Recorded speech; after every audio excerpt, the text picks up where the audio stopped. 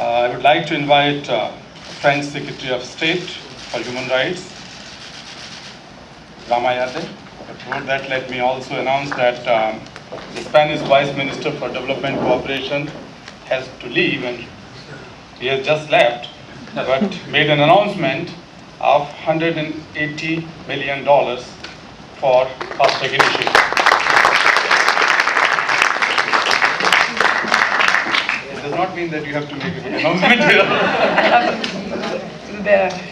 Ladies and gentlemen, dear friends, we are indeed the heirs of the age of enlightenment and their educational ideal. We have not forgotten the heritage of Condorcet, John Locke, or Rousseau. Mankind has been freed from its shackles through knowledge and education. This is why I would first like to thank the British Prime Minister Gordon Brown for taking the initiative to organize these events, which is based on an ever-crucial topic, education for all. Without education and the transmission of knowledge, without a network of public school systems, development is not possible. Access to knowledge is the basis for implementing the Millennium Development Goals, whether it be healthcare, the fight against poverty, or the environment. Access to education means access to education for the most vulnerable populations, in particular young girls, 20% of whom do not attend schools, and HIV-positive youth. Access to education also means access to quality education. It is not enough to build schools. Well-trained personnel must also be brought in. Lastly, access to education also means financial resources that are in line with our ambitions. Despite recent progress that has been made in primary education and greater educational funding, these advances are still uncertain and require major additional external funding.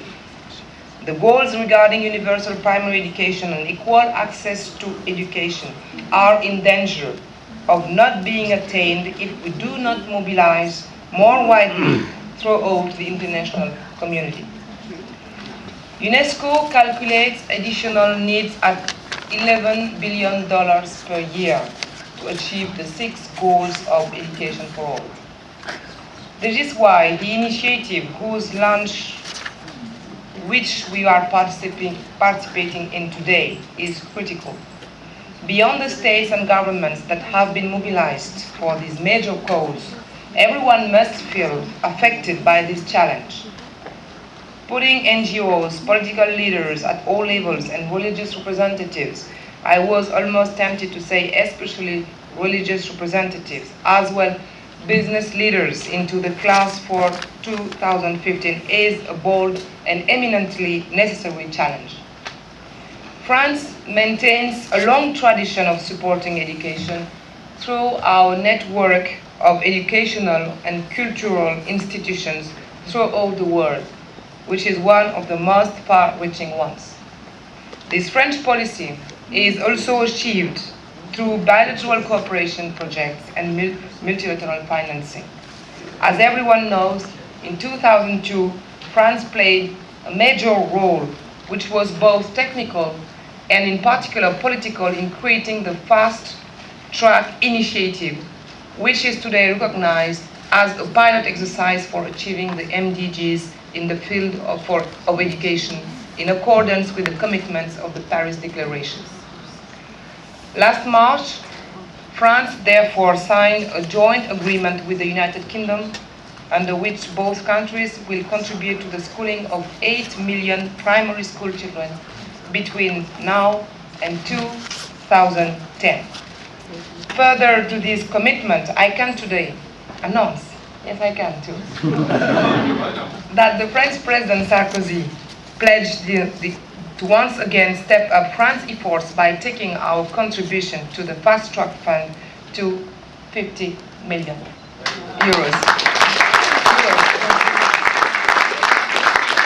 for the period 2008-2011. On behalf of Mr. Sarkozy, I'm delighted to sign this pledge for commitment to show France's dedication to this new partnership. Thank you.